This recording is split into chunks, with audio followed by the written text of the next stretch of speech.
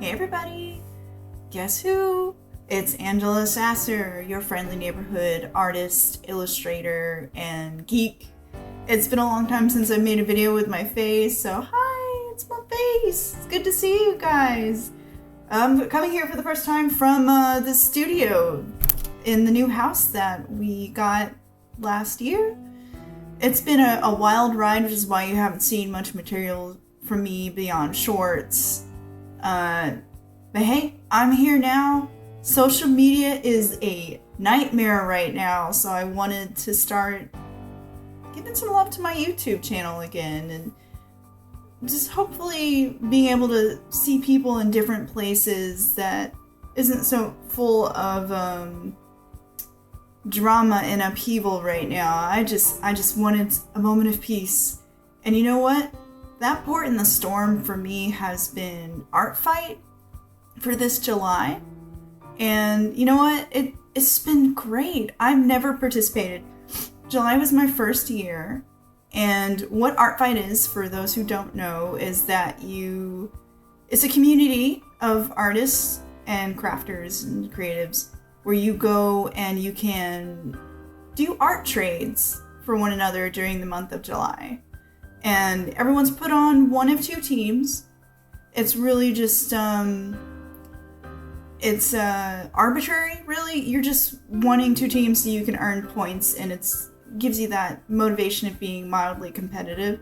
But you can even attack your teammates. So what it is just motivation to get drawing and have fun. And I loved it. I'm so happy that I've rediscovered it, because before I was like, nah, I don't know what this is. I don't want to draw fungus or whatever. But you don't have to draw your entries in the themes of the teams. They're separate things. Like, the teams, again, are just arbitrary.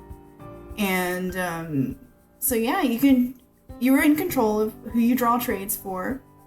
You don't have to draw a trade back if you don't want. And honestly, I've just loved it because it's given me a chance to slow down and escape the drama of social media and appreciate drawing characters again. I really got flashbacks to college where me and my art buddies would just sit around in the student center and draw each other's characters and geek out about OCs, you know, like, it's what I needed. It's the medicine for me this month. So I hope it's been for you too, if you participated. And if not, enjoy this tour of the art that I did for other people and the art that people did for me of my characters. So buckle up, buttercups. You're gonna see some art. And here we have a collection of all the portraits that I did for Art Fight this year. In the next bit, you'll be seeing time lapses of each one, where I'll also share the name of the artist whose characters these belong to, and talking a little bit about each picture and what challenges and what I was testing out with each one. And I wanted to also talk a little bit about how valuable this activity was for me. I got to draw so many beautiful characters with different appearances. And for me, it was also a test to see if I could be a faster artist, because I'm a slow, meticulous, detailed artist.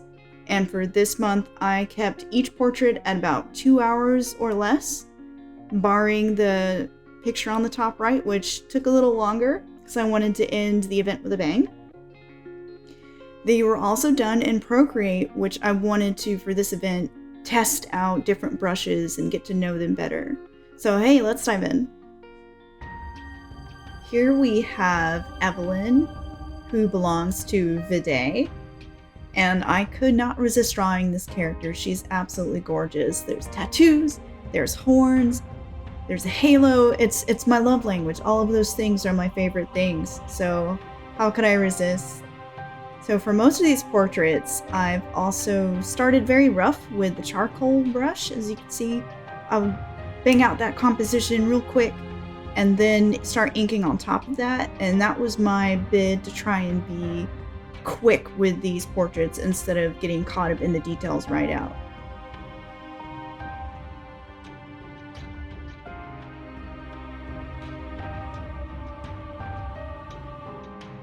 The lines aren't perfect, but the point is to get them down fast and to define the general shape of things without getting too caught up in the details. And here we have the gentle dragon prince Rowyn for Lumaris. And please do forgive me if I get the pronunciation on anyone's characters or usernames incorrect. I'm doing my best.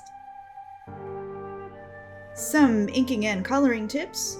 If you'd like to do a crisp, clean, sharp edge with your lines or with erasing, I highly recommend the Studio pen under the inking section of Procreate's pens.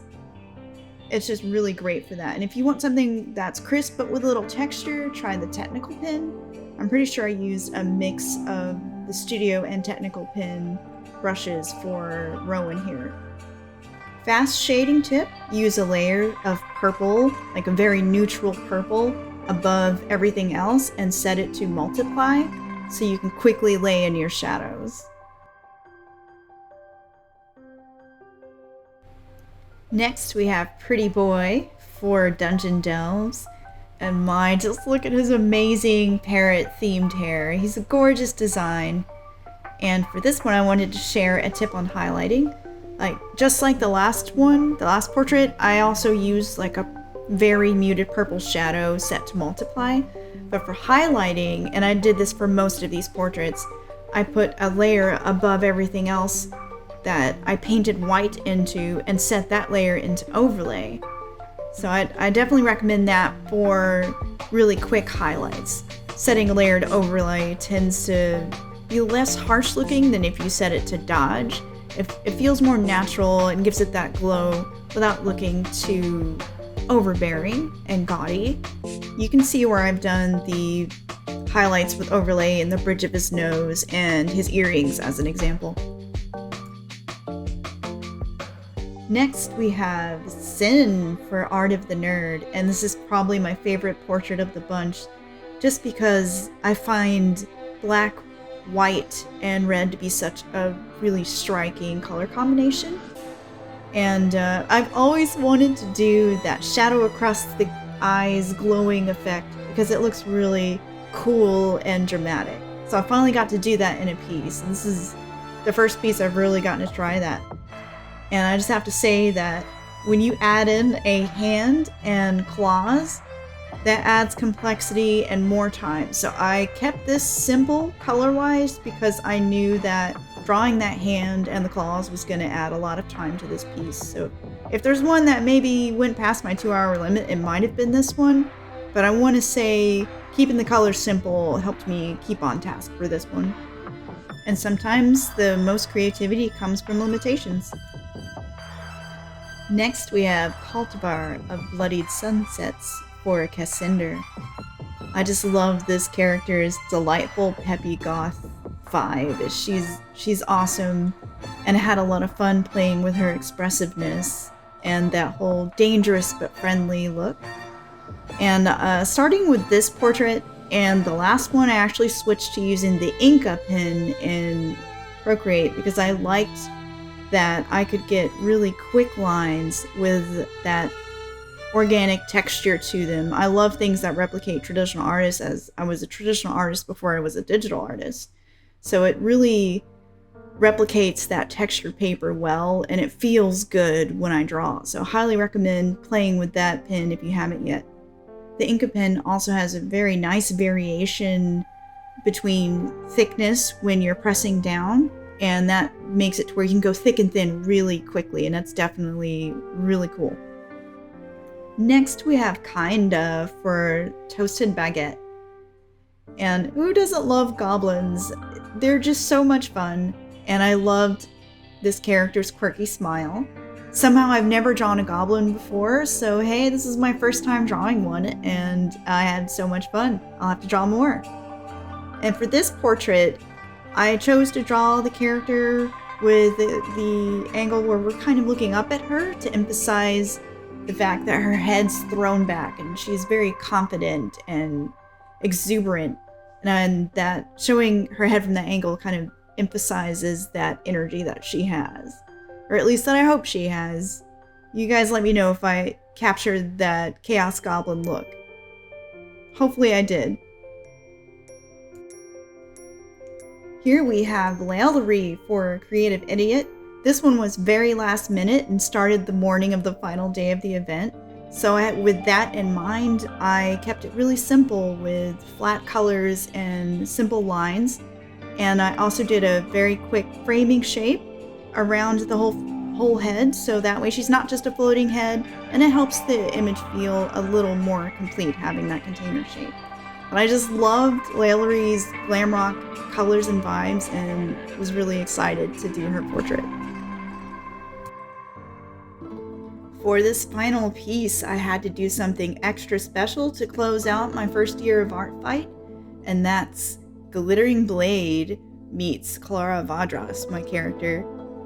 And Glittering Blade belongs to ShiftingPath, who is the organizer of the Exalted Secret Santa every year. So I really wanted to do them something special once I saw that they were also participating in Art Fight this year. And how could I resist Glittering Blade? Just look at this awesome man. He's gorgeous. And it sounds like he and Kalara would just have the best night on the town, debating poetry and cuisine and just being the players that they are. Game respects game. So for this piece, I did loose planning again because I wanted to get that idea out really rough, just really quickly and without being a perfectionist, which is my eternal flaw. At the beginning, I also scribbled out 2 different options that I toyed around with. One was the more romantic scene that I eventually went with, and the other was an action scene, which would have been fun too. But in scribbling them out and thinking about them, I went with the one that was the most exciting for me to draw, and that was this romantic scene, because I just love the potential here for storytelling in one frame, and also giving that sense of setting with the background behind them. It's a really fun way to show the city and the characters and get a little more depth into the setting. A few small decisions happened along the way between thumbnail and execution, and that was to do things like having Glittering Blade being shown more at a catacorner angle so we can understand that he's bowing.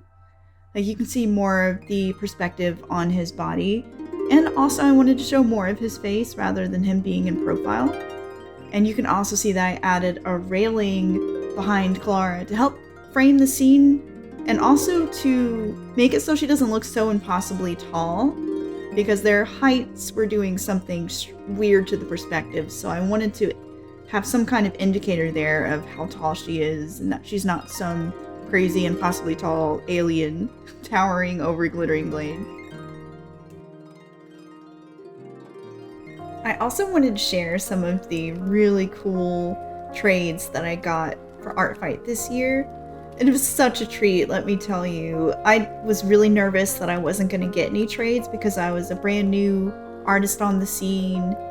But you guys found me and you gave me this cool art of my characters, and that's just joy. And I think that's why I love this event, because you're just bringing pure joy to any artist whose character you draw.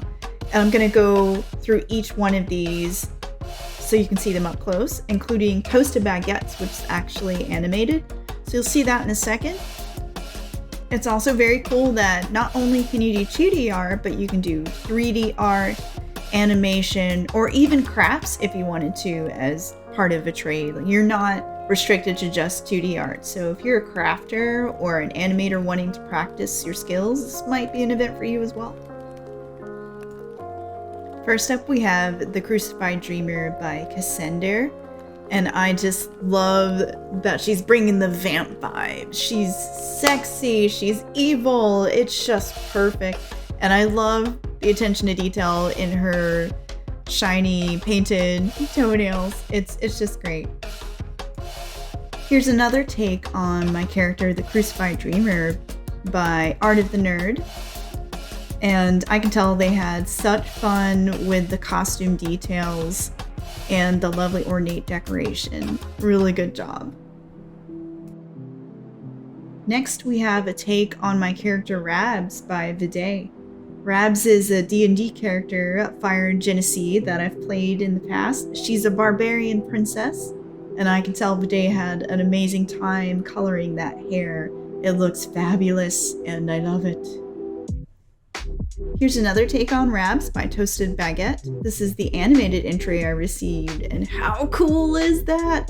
I love the twinkle in her eye and the movement of the hair. It just gets my muse going to see an animated version of a character and instantly breathes life into her character. And now I gotta see a magical barbarian princess transformation sequence.